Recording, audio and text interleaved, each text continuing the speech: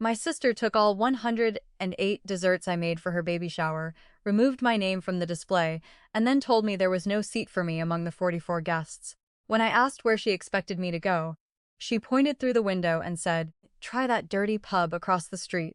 My name is Arden Bellamy, and 40 seconds later she watched the staff inside that same pub hand me a coat-embroidered chef owner.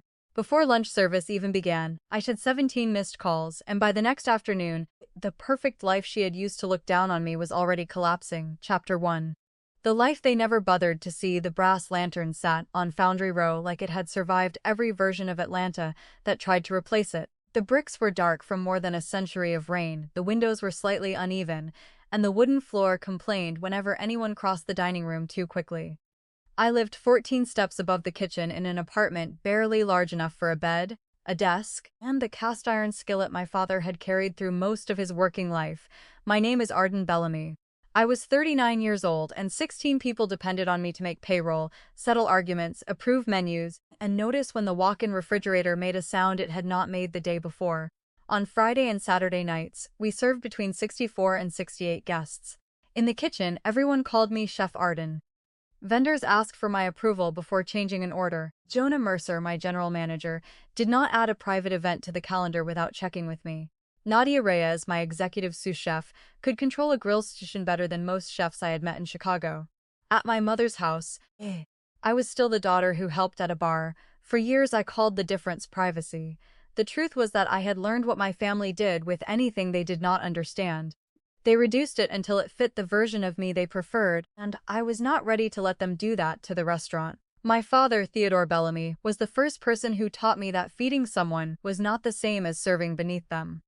Everyone called him Theo. He worked the line at a family diner near Route 41 and came home most nights smelling like onions, coffee, and fryer oil. His hands were covered in small burns.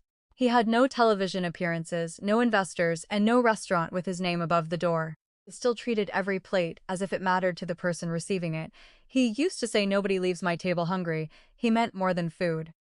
At his table, no one had to earn the right to be noticed. The skillet he used most often was heavy enough to require both my hands when I was a child. 2 letters were scratched underneath the handle: TB. He taught me to wait until the metal was hot before adding butter, and to listen for the sound that meant the pan was ready.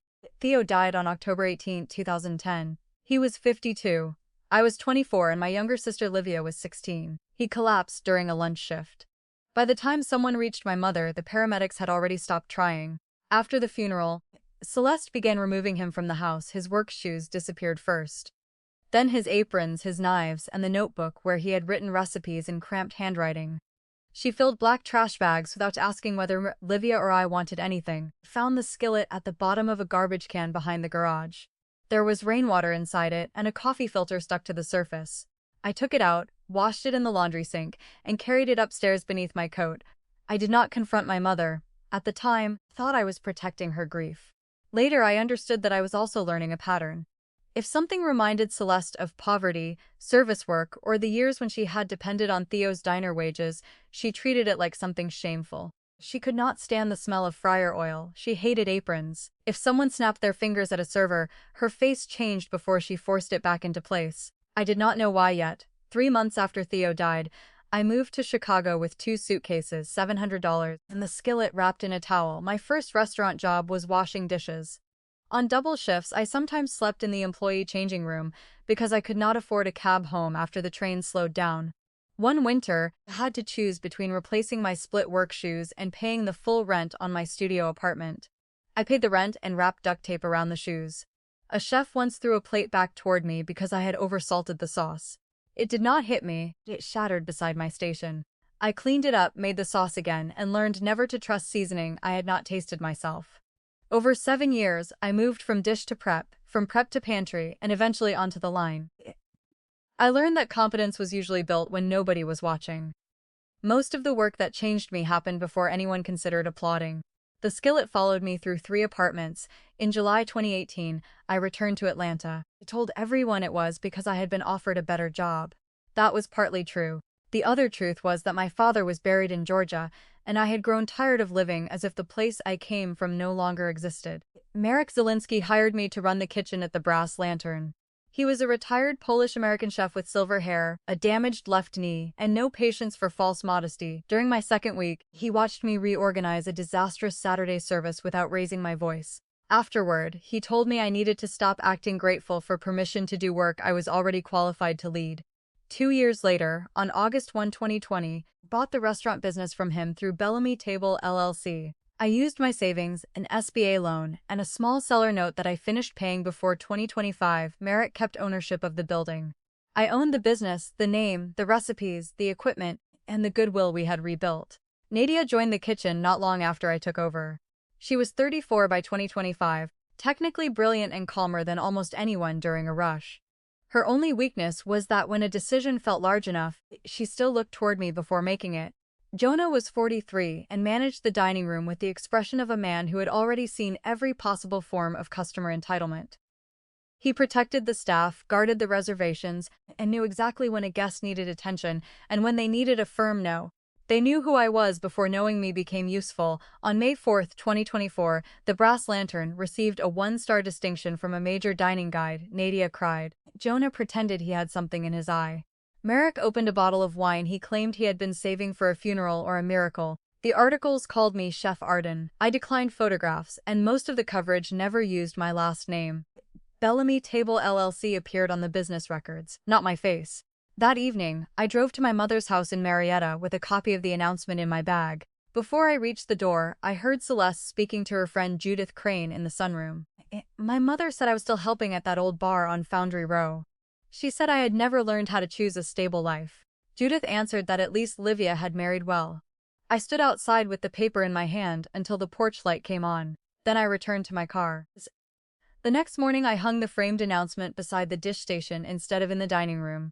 By early March 2025, Merrick sat across from me in my office and told me he planned to move to Phoenix to live near his son before summer. Years earlier, he had given me an exclusive option to buy the building.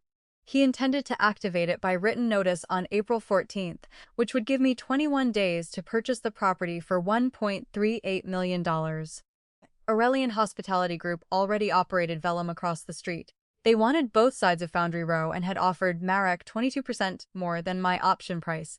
They also made a separate offer to Bellamy Table LLC for the restaurant name, recipes, goodwill, and an early surrender of our lease.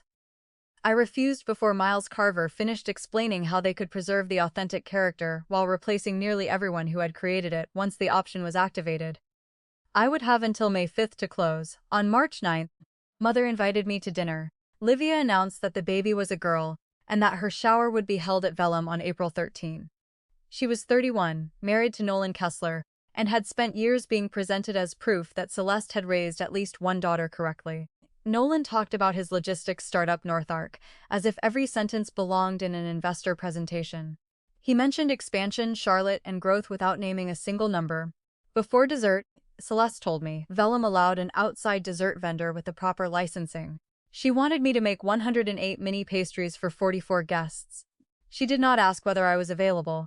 She called it my gift to my niece. Then she reminded me to dress simply, avoid perfume, and make sure my clothes did not smell like the kitchen. I agreed the baby had done nothing wrong. That was the reason I gave Nadia the next morning. She studied me across the prep table and asked why a chef trying to buy a building had accepted 3 days of unpaid work. I repeated that it was for my niece. Nadia did not argue.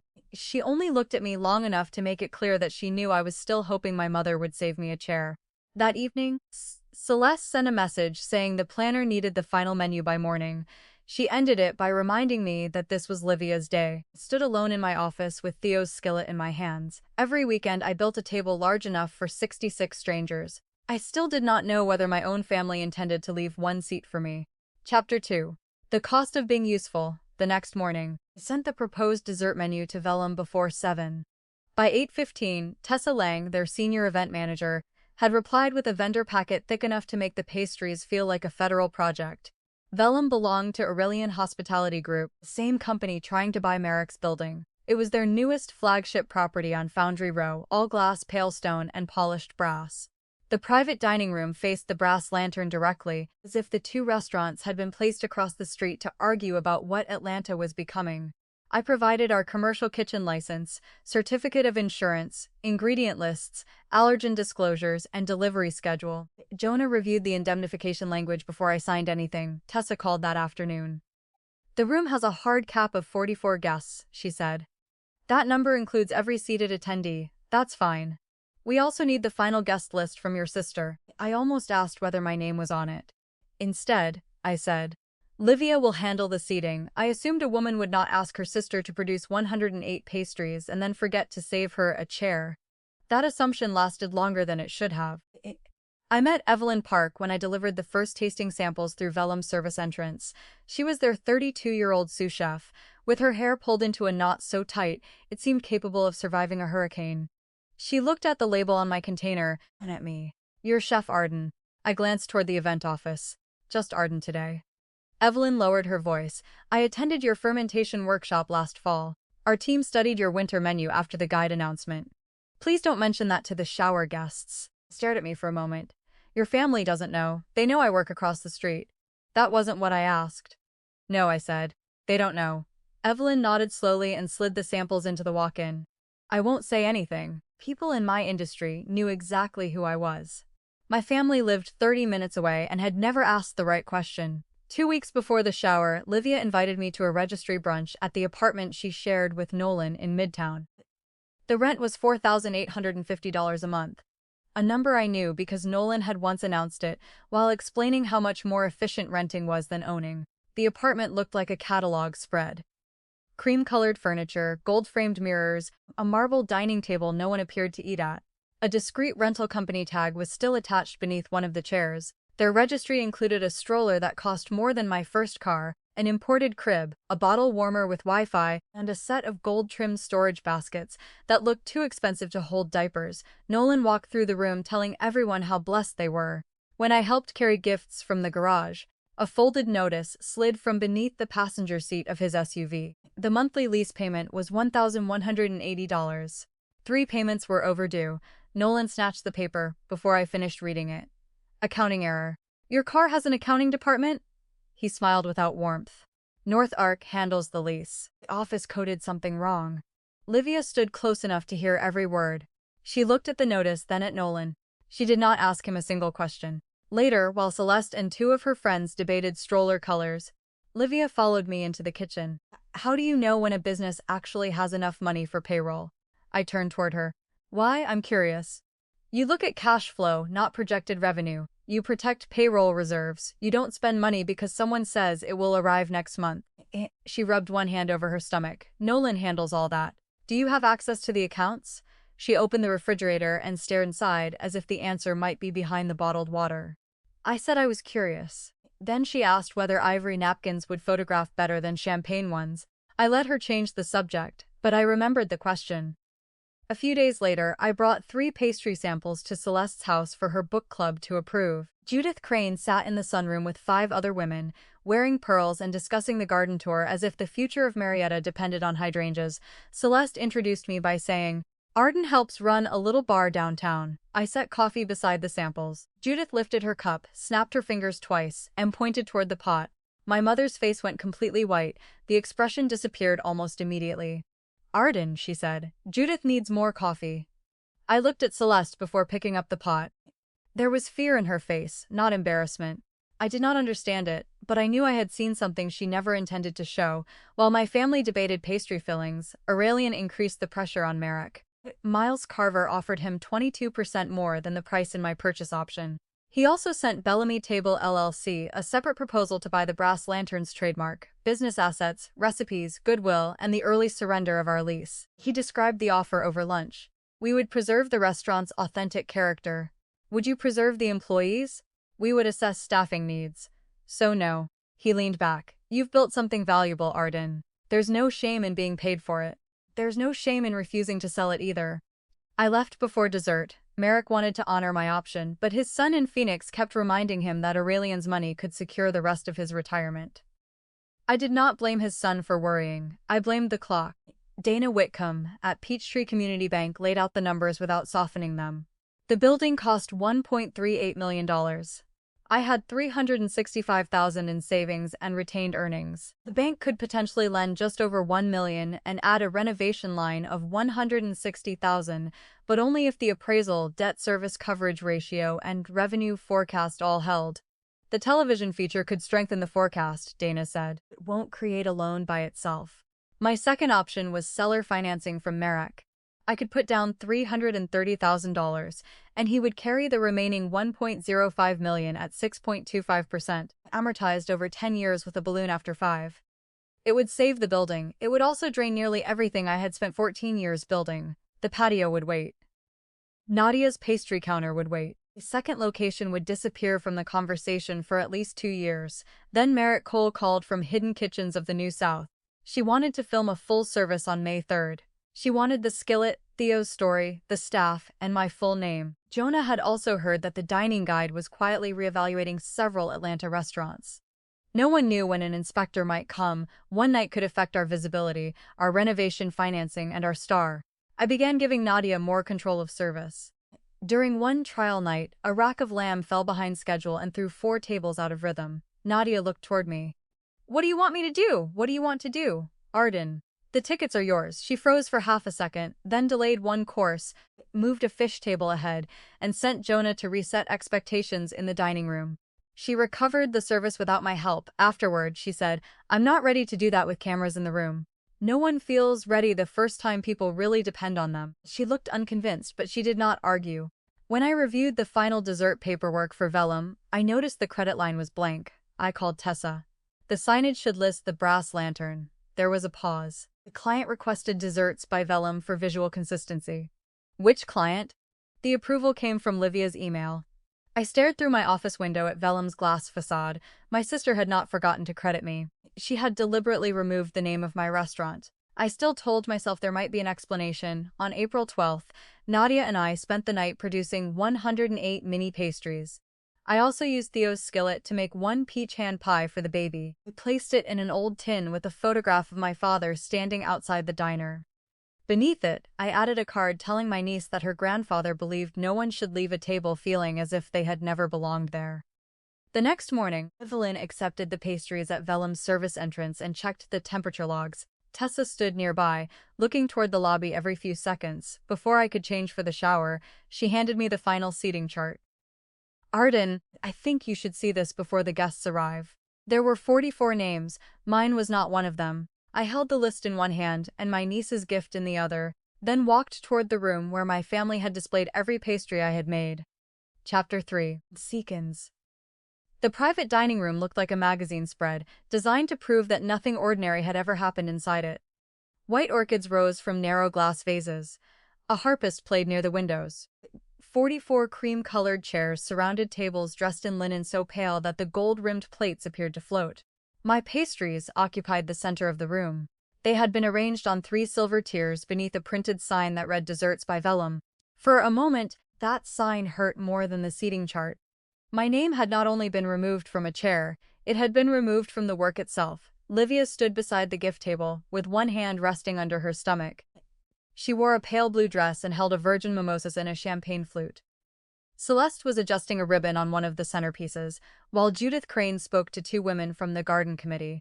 Livia saw the seating chart in my hand and immediately looked toward Tessa. "What is this?" I asked. Her expression tightened. "The room has a hard cap, I know," Tessa told me then.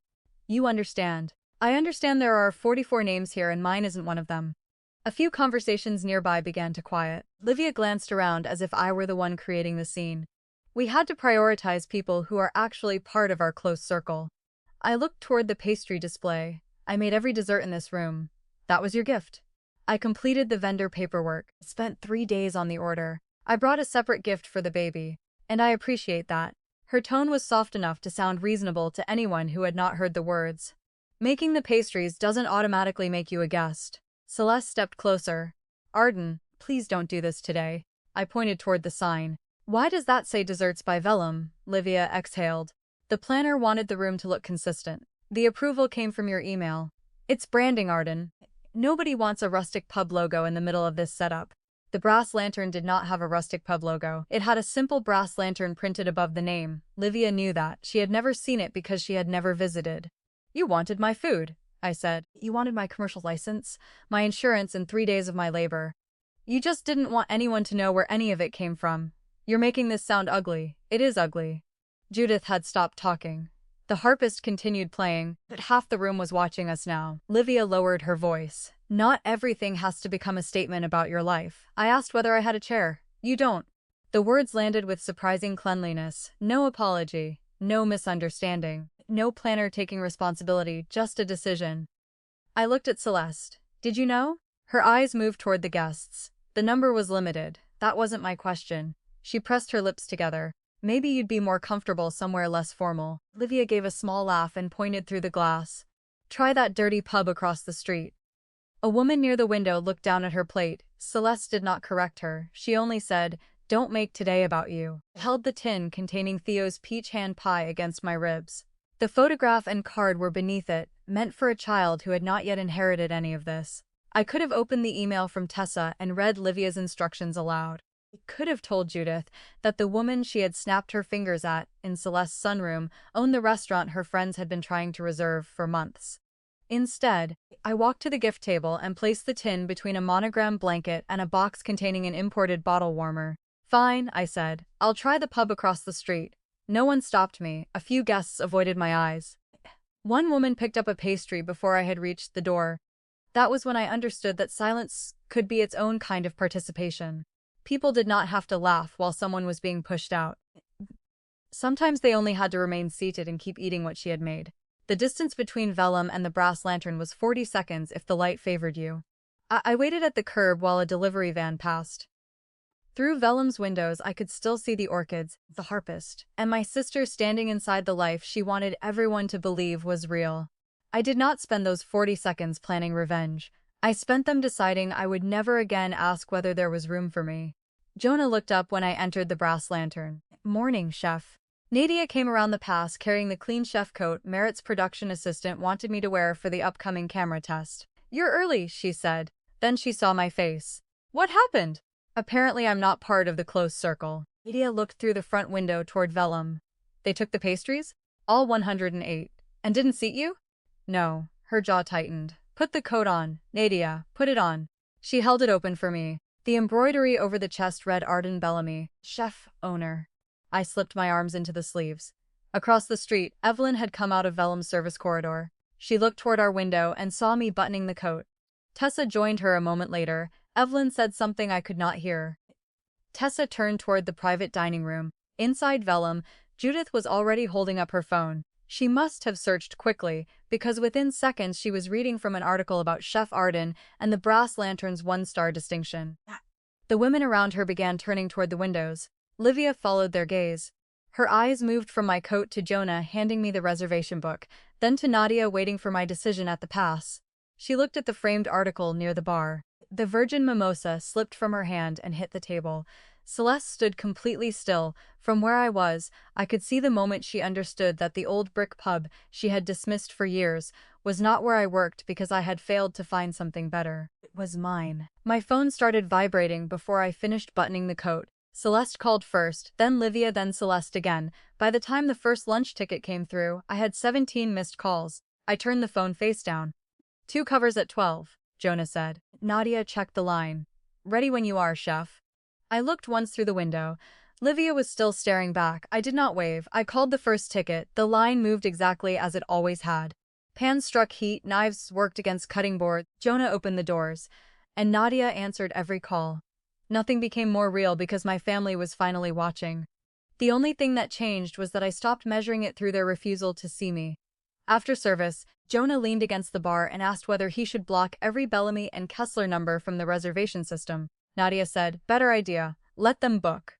We can put 1 chair outside.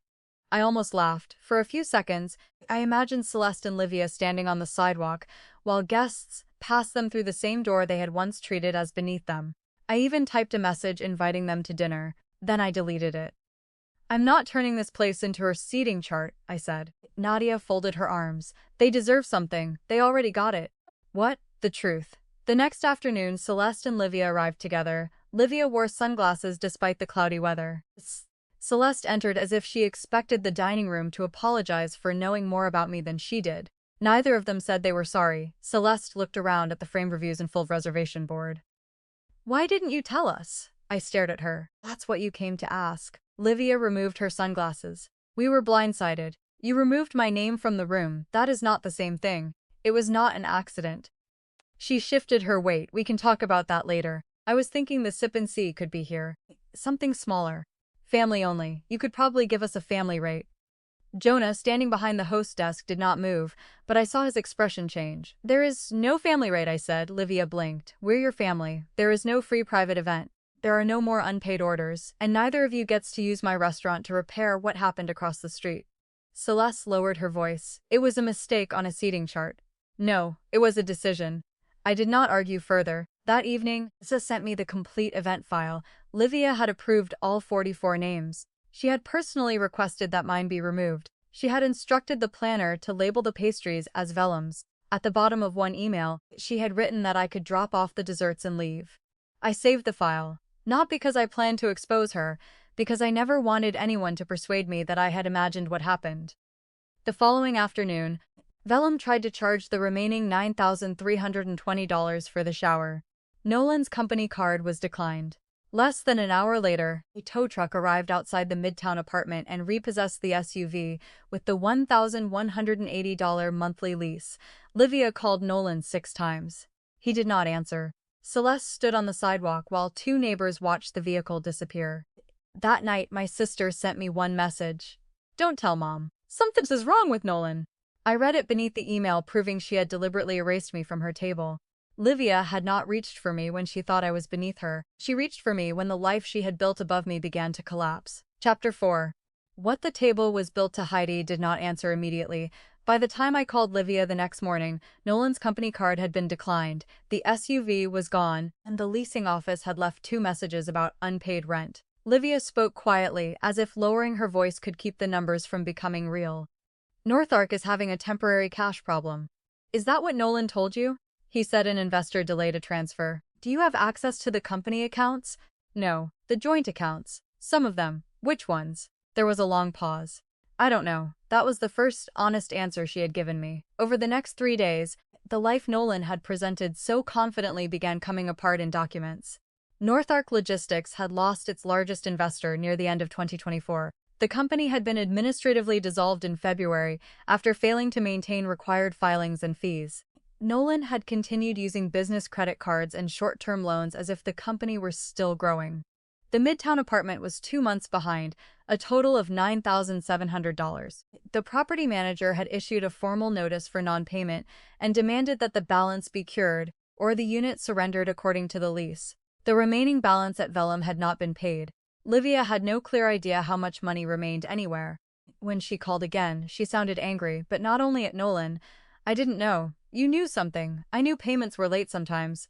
You saw the notice in the car. He said it was an accounting mistake. You believed that? I wanted to. The words came out sharper than she expected. She began listing things she had ignored. Credit cards that stopped working. Bank envelopes Nolan removed from the mail before she could open them. Calls he took in another room. Rent payments that appeared in the account days later than promised. She had noticed all of it. She had simply decided noticing was enough. Mom kept telling everyone I married the right man, she said. She talked about us like we were proof that everything worked out. And you liked that? Yes. The answer surprised both of us. Livia took a breath. I liked not being the daughter everyone worried about. No one worried about me, they judged me. You left. You built your own life. You didn't need any of us. That doesn't mean I didn't want you. She became quiet again. Then she said, please don't tell Mom. I'm not going to spread your financial problems around Marietta. Thank you. But I'm not going to lie for you either. She did not thank me for that. Celeste's social circle discovered the story without my help. Judith Crane had already repeated the baby shower incident at book club, including the part where my mother and sister had not known who owned the restaurant across the street. No one staged a public rejection. The consequences were smaller and more believable. Celeste stopped receiving calls about the garden tour. A woman who usually invited her to lunch every Thursday said she was busy for the rest of the month. Judith told her that the humiliating part was not that I worked in a restaurant. It was that Celeste knew so little about her own daughter. 4 nights later, my mother came to the brass lantern after closing. She wore no pearls. Her hair was not arranged the way it was for book club. She sat alone at a table near the window while Jonah finished the receipts. "I need to talk to you," she said. I placed a glass of water in front of her and sat across from her. Celeste looked toward the service station. "When Judith snapped her fingers at you, I remembered something." I waited. "When you were little, I worked weekends at a country club north of the city. Your father's diner wages weren't enough. We needed groceries and the electric bill was behind." She folded her hands. "One Mother's Day, Judith was there with her family. She was younger. I don't think she even remembered me." "What happened?" She snapped her fingers twice and pointed at her coffee cup, the same gesture she had used in the sunroom. "I had to smile," Celeste said. "I needed the tip." She told me I had been there that afternoon because a cousin was watching me in the employee break room. I had wandered close enough to see my mother carrying the coffee pot. Celeste remembered the expression on my face. I promised myself my daughters would sit at the table. They would never be the women people snapped at. I thought of Theo's aprons and black trash bags. "That's why you threw everything away." "After your father died, the kitchen smelled like every year we struggled. Oil, coffee, onions. I couldn't look at it." "You threw away his life because it reminded you of yours," she flinched. "I thought I was protecting you from that life. You weren't protecting me." My voice remained quiet. "You taught Livia that sitting at the right table mattered more than how she treated the person carrying the food." Celeste looked down. "I didn't mean to." "You watched her remove me from that room. The guest count was limited." "Don't do that." She looked up. "That explanation is gone." "I have the emails." Her face changed. I told her Livia had approved the list, removed my name, changed the dessert credit, and instructed the planner that I could drop everything off and leave. Celeste closed her eyes.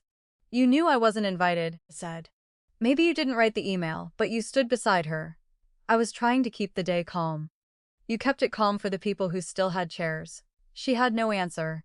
I leaned back and looked through the dark window toward Vellum. "You didn't tear down the table that humiliated you. You spent your life trying to move to the other side of it. Then you handed me the coffee pot." Celeste pressed both palms against the table. "I'm sorry. You understand one piece of it tonight. That's not the same as repairing it." "What do you want me to do?" "Stop asking me to protect your image. Tell Livia what she did was deliberate and wrong. Stop trying to use this restaurant for a sip and see. And never introduce my work as if it is something embarrassing again." She nodded slowly. "Is it too late?" "That won't be decided by what you say tonight." Celeste left without asking me to forgive her. The next morning, Miles Carver renewed both Aurelian offers. One went to Merrick for the building. The other came to Bellamy Table LLC for the business assets and an early surrender of the lease. I rejected mine again. Ruth Hensley reminded me that the purchase option expired on May 5th. Dana Whitcomb said the bank could probably still finance the building, but the renovation line might not clear before closing. If I wanted certainty, I would have to accept Merrick's seller financing terms and use nearly all of my reserve. Merrick Cole arrived for a production meeting the same afternoon. She wanted to film Theo's skillet, the kitchen team, and the story behind the restaurant. Then she asked whether the baby shower incident could be included. "No. It's already circulating locally. My family falling apart is not promotional footage." She studied me. "We can focus on the restaurant. You can film service, you can film my father's story. You cannot film my sister's crisis," Merritt agreed. Nadia spent the next several nights preparing to run the pass. During one rehearsal, a seafood delivery arrived late. A new cook lost 3 tickets, and one fish dish had to be remade. She handled all of it, but still looked toward me before making the final call. "If you need me to approve every difficult decision," I told her, "then I haven't really given you authority. I don't want you leaving the pass on the night we have cameras and a possible inspector. I'm not planning to." Neither of us knew how quickly that plan would change. Early on May 3rd, Nolan left Livia a message saying he was going to Charlotte until things stabilized. He took the money remaining in his personal account. Several joint accounts were restricted because of debt, disputed transactions, and unresolved obligations. Livia was 33 weeks pregnant. She called Celeste, but my mother had turned off her phone after another round of calls from her social circle. Then Livia called me while the production crew was carrying equipment into the Brass Lantern. I missed it. Her voicemail was only 20 seconds long. Nolan left. "The apartment may be gone by the end of the month. I don't know where else to go." At 9 that same morning, Ruth confirmed our signing appointment for Monday. At noon, Merritt confirmed the cameras would roll at 5:03. Jonah had flagged 2 unusual reservations that might belong to dining guide inspectors. The Weather Service issued a warning for heavy rain. I had less than 36 hours to protect the service, preserve my chance to buy the building, and prove that the brass lantern could stand without my hands controlling every decision. Outside, rain began streaking the windows between my restaurant and Vellum. I put my phone in my pocket and returned to the kitchen, not knowing that before the night was over, Olivia would come through the back door. Chapter 5. Gets a seat at my table by 5 o'clock. Every camera was in place and all 66 seats were booked. Merritt's crew kept to the corners, Jonah controlled the dining room, and Nadia stood at the pass with her shoulders slightly too high. Theo's peach hand pie sold out before 7:40. The 2 reservations Jonah had flagged were both seated. One was a man dining alone with almost no information attached to his booking. The other was a 4-top reserve through a hotel concierge. None of them behaved like obvious inspectors, which meant nothing. I stayed in the kitchen, but I let Nadia call the tickets. At first, she checked my face after every major decision. I gave her nothing back. Gradually, she stopped looking. At 7:55, Jonah came through the service door. "Arden, someone's in the alley asking for you." Rain hammered the pavement behind the building. Livia stood beneath the small awning, soaked through, one hand under her stomach, and the other gripping a nearly dead phone. A rideshare had dropped her at the end of the block because traffic was backed up around Foundry Row. She had seen the cameras through the front windows and come around the building instead. "Nolan went to Charlotte," she said. "The apartment is gone if I can't pay by the end of the month. I can't get into most of the accounts." She looked past me toward the kitchen. I didn't know where else to go. I heard Nadia call a table of 6 behind me. Pan struck burners. Merritt's camera operator shifted to catch the movement of the line. "You had somewhere to go 3 weeks ago," I said. "You chose to send me across the street." Livia closed her eyes. "I removed your name." "I know. I told the planner to change the dessert sign. I told them you could drop everything off and leave." The rain ran from her hair onto her dress. I knew something was wrong with Nolan's money. I saw the notices. I saw cards get declined. I didn't ask because Mom kept telling everyone I had done everything right. She swallowed. "I needed you to look smaller so I could keep looking successful." That was the first time she said it without blaming Nolan, Celeste, the planner, or pregnancy. "I hated that you left," she continued. "You built a life without asking anyone's permission. You had Dad's skillet. You remembered things about him I barely remember. Every time you walked into a room without needing Mom to approve of you, I felt like my whole life was a performance." Inside, Nadia called my name. I turned and saw her through the service window. For 1 second she looked frightened. I looked at Merritt. "No cameras in the alley, no footage of Livia. None of this becomes part of the episode." Merritt nodded. "We keep filming the service only." I went to the pass. "The kitchen is yours tonight," I told Nadia. Her eyes widened. "Arden, you know the menu, you know the team. Make the decisions. What if that 4-top is the guide? Then show them who runs this kitchen when I'm not standing behind you." She took one breath and called the next ticket. Jonah brought Livia a towel and water. I called the on-call line for her obstetrician. She was 33 weeks pregnant, cold and exhausted, but she had no contractions, bleeding, or other signs of an emergency. I seated her at the staff table near my office. "One meal is not forgiveness," I said. "One night upstairs is not permission to stay forever. Monday morning you meet with a family law attorney. If you need the apartment after that, you sign a lease and pay rent." She nodded. "I understand." Tin from the shower was still in my office. Evelyn had returned it with Theo's photograph and the unopened card after Livia left Vellum. I took out the skillet marked TB. I did not reheat the old pie. I made a new one. While the peaches softened and the crust browned, Livia opened the card I had written for her daughter. Her hands trembled when she saw the photograph of Theo standing outside the diner. "I don't remember his voice," she said. "He used to say nobody leaves my table hungry." Livia wiped her face. "I don't deserve that. Doesn't mean people can hurt me and come back whenever they need something. It means I decide what kind of person I am. I also decide the conditions under which someone stays." When the pie was ready, I placed one slice in front of her. She apologized for the chair, sign, the way she spoke about my restaurant, and the years she used her marriage to make me feel like I had failed. I did not tell her I forgave her. "I'll judge the apology by what you do after the rain stops." A server rushed into the office. 4-top sent back the fish. "They say it's under." I stayed where I was. From the kitchen, I heard Nadia stop the station, inspect the dish, order the refire, and tell Jonah exactly how to reset the table's next course. She never called for me. The 4 guests finished their tasting menu, paid normally, and left without identifying themselves. Service ended on time. Merritt found me near the dish station afterward. "You know what the story is now," she said. It isn't a chef who does everything. It's a chef who built something that survives when she steps away. On Monday morning, I signed the seller financing documents in Ruth Hensley's office. The purchase price was $1.38 million. I put down $330,000. Merrick carried the remaining $1.05 million at 6.25%, amortized over 10 years with a balloon after 5. The deed of trust was recorded and the Brass Lanterns building became mine. The patio would wait. Nadia's pastry counter would wait. The second location would wait at least 2 years. Aurelian lost the building. I kept the home 16 people had helped me build. The weeks after the signing were quieter than the night everything changed, but they required more from all of us. Livia met with a family law attorney. Nolan was required to disclose the accounts, debts, and income he had hidden and to contribute to temporary support and documented pregnancy expenses. After Thea was born, a child support order followed. Livia signed a 9-month lease for the apartment above the restaurant at $1,150 a month. She worked 18 hours a week helping with the books under the supervision of an outside accountant. She learned payroll, vendor invoices, cash reconciliation, and the difference between money promised and money available. She apologized to Nadia and Jonah without asking me to arrange the conversation for her. She received no family discount, no special reservation access, and no protection from the consequences of her own decisions. A few weeks after the filmed service, the dining guide confirmed that the Brass Lantern had kept its star. The review praised the kitchen's consistency and the way the team recovered after an improperly cooked fish dish.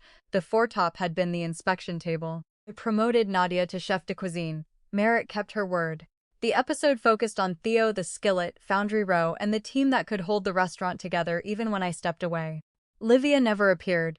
Celeste began coming in on Sunday mornings wearing jeans and tying her hair back.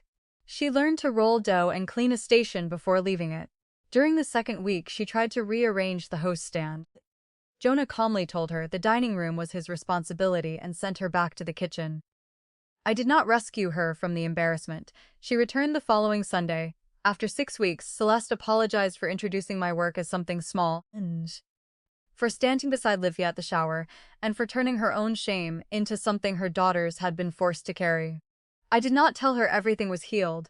I told her she could continue returning as long as the change continued when no one was watching. Kessler was born on June 19th, healthy and loud. Livia named her after Theodore. 10 days later, we closed the Brass Lantern for a private Sunday lunch. Livia held Thea. Celeste sat beside Jonah instead of deciding where everyone belonged. Nadia sat with the family, not as someone expected to serve it. Marek joined us by video from Phoenix. Theo's skillet rested in the center of the table. Every person had a chair. One chair remained empty at the end. I no longer kept it open while waiting for my mother to call me by the right name. It was there for anyone who entered with respect and did not require someone else to stand up so they could sit down. The Brass Lantern belonged to me. My family did not return to what it had been. We began building something smaller, slower, and more honest. Do you think I was right to open the door for Livia that night? Or did I still give too much to a sister who had not yet earned her place at my table? Tell me where you would have drawn the line, and stay with us for the next story.